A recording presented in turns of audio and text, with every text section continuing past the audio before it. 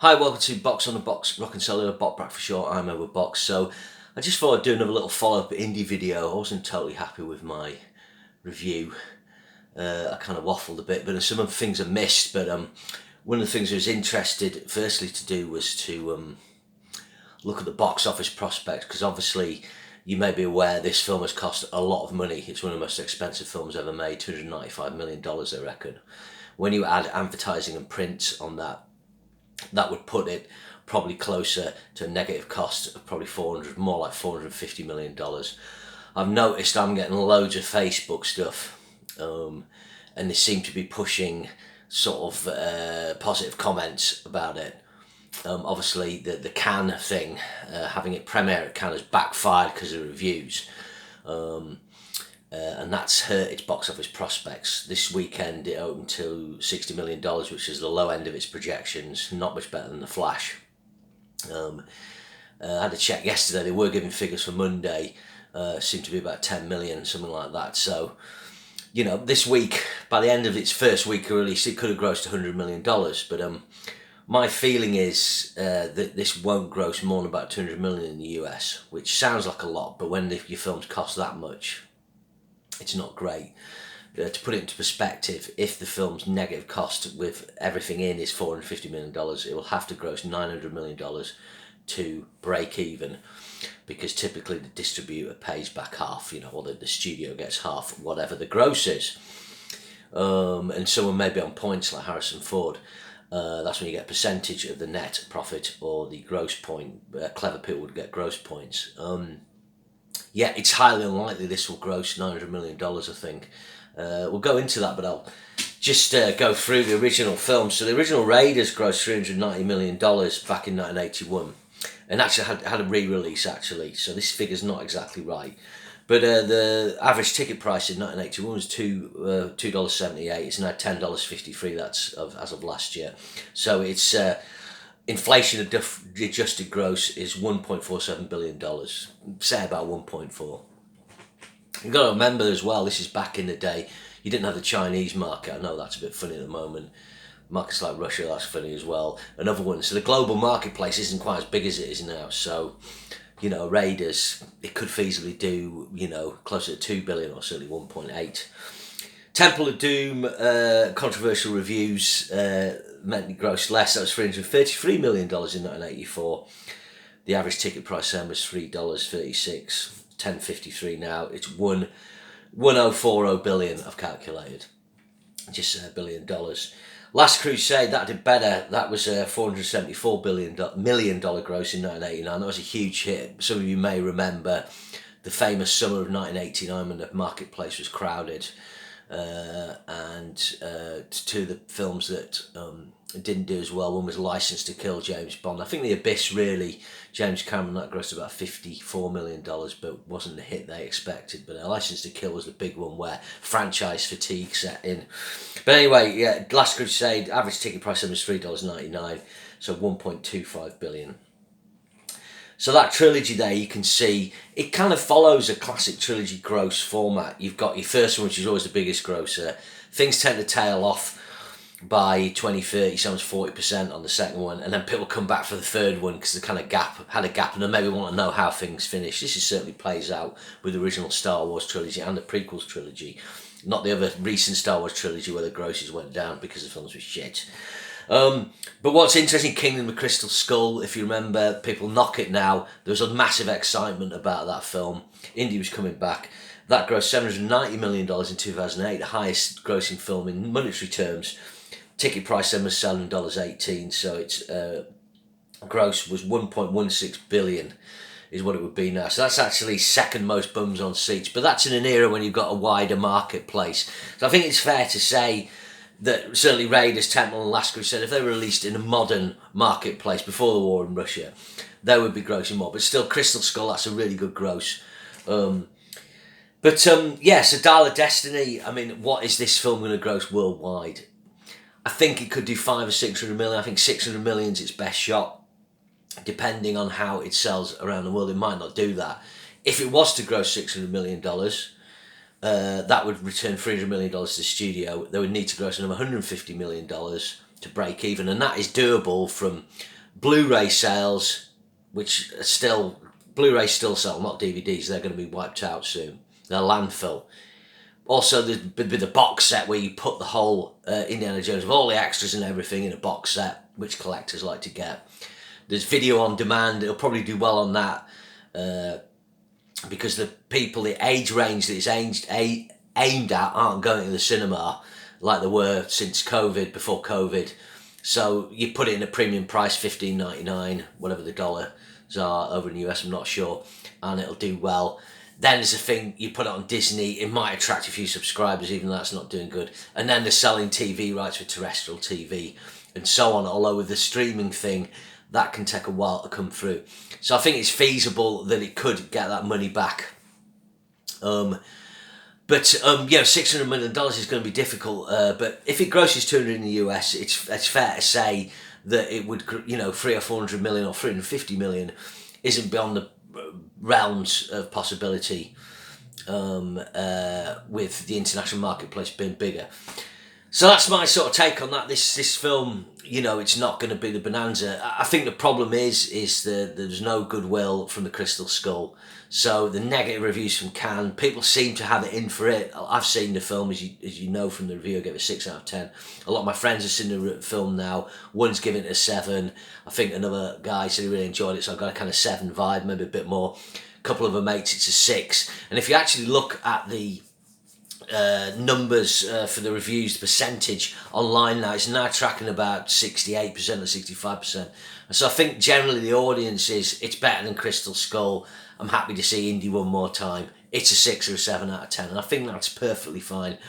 As I said before, Raiders of the Lost Ark is one of the greatest action adventure films ever made. The Indiana Jones character is the classic thing. The 2 sequels are good. I don't see them classic films, but it is a good trilogy. And that brings me to the other thing I'd mentioned about trilogies, and I just had a think about how I'd mark trilogies. I think what the Indiana Jones thing shows, and it's shown in other franchises, when you go past the 3rd film or you come back later on, it's very rare that the 4th or 5th film or whatever is better. There's only Mission Impossible where the last film was the best Mission Impossible film, I thought. Another example would be the Fast and the Furious had a big break, and I think the 5th Fast and the Furious is generally seen as the fan and audience favourite. I'm not into the Fast and Furious franchise, but I always recommend Fast 5 as a good action heist thriller that stays the right side of sensible. But just looking at it, the Indiana Jones trilogy, I'm going to mark them out of 30, so basically add up each film. I would say Indy's a 24 to 25 out of 30. The first one was a 10 out of 10, the other 2 are kind of 7, maybe 8, maybe 6, I don't know. Some people, will probably give it more, but I think 25 is about right. And the Alien, the original trilogy, the first 2 films are amazing. I like the 3rd one. It's got its problems, especially the work print, the other cut, if you've seen that from early 2000. I'd give Alien trilogy 25, 26. Terminator, original trilogy, the 3rd one's a long time after, so it's pretty tenuous. But the 3rd Terminator film's not bad. It's pretty comparable to other 3rd films in trilogies in terms of quality. So the first 2 are classics, 9, 10 out of 10. I'd give that 24, 25. The film's probably a 6. Toy Story, probably one of the most consistent trilogies. Each film's a 9 out of 10. Why they made that 4th film, it's pretty good, 6, 7 out of 10. But the 3rd one finished perfectly. You're in the cinema and you're in tears about a bunch of animated toys maybe being incinerated. That's amazing, so I'll give that 27. Star Wars original trilogy, 26, 27. First 2 films are 9, 10 out of 10. 3rd film, Jedi, sometimes it's an 8 for me, sometimes it's 6 or a 7. But it finishes the story really well, and that's why it's loved. That's an important thing. The same thing with Indiana Jones and the Last Crusade. They rode off into the sunset. It was the perfect ending. Superman, quite an interesting one if you remember. The first 3 Superman films had the same directors. It was back to back. Fairly, the first 2 are brilliant. Easy 9s out of 10. The 3rd one, it's not great. It's probably like a 5, but it's not completely terrible. I quite enjoyed it at the time, so I'll give that 23. Back to the Future. They said it all, the first one. This is a trilogy that didn't work for me. First one, 10 out of 10. A superb storytelling. One of the one of the great examples of blockbuster storytelling along with Raiders of the Lost Ark. The other films, I mean, I never liked the second one much. Some people love it. It's just too complicated, maybe 5 or a 6.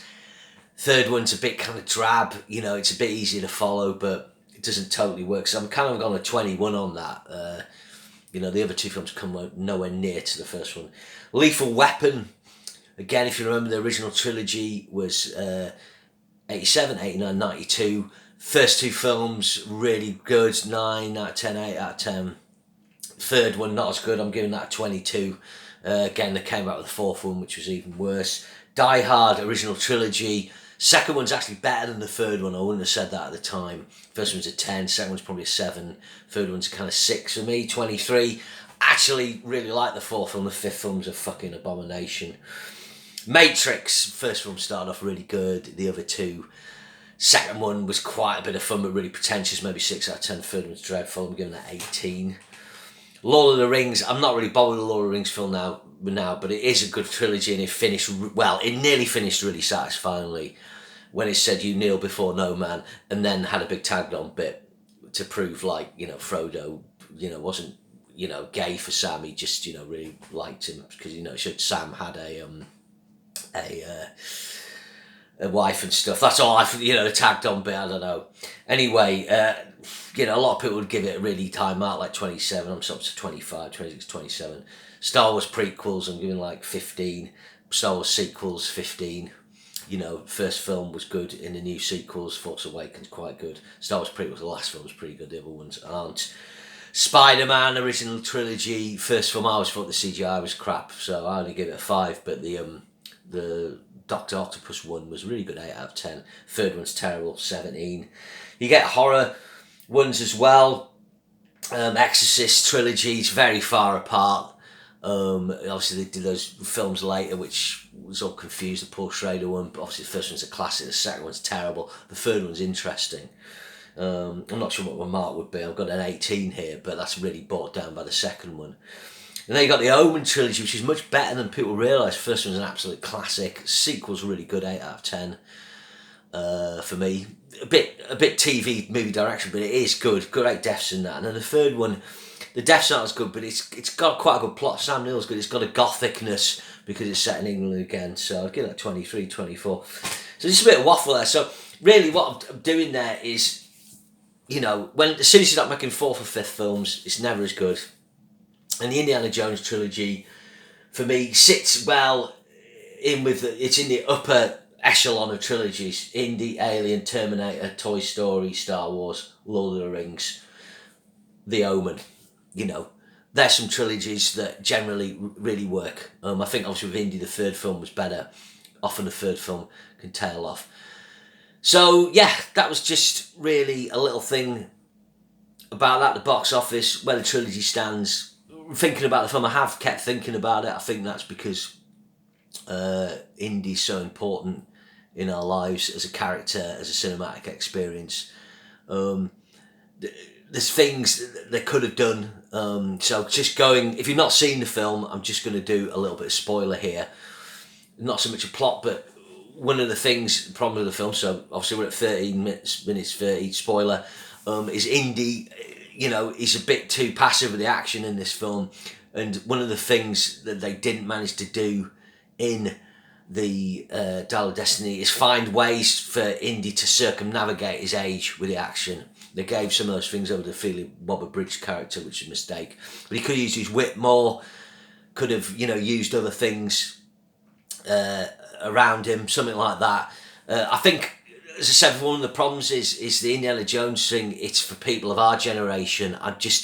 The Crystal Skull managed to travel a bit to the new generation, but this one won't. And unless you can get people of my age and a bit younger and older into the cinemas, this film will not make the money it needs to. Having said that, older people and the audience who will see this aren't necessarily the kind of people that go the first day of release. They may go in a few weeks' time. So yeah, that's sort of my follow-up on Indy. Just a weird one. It's just what I wanted to do. So remember to share and subscribe, and I'll see you again soon. Cheers, thanks.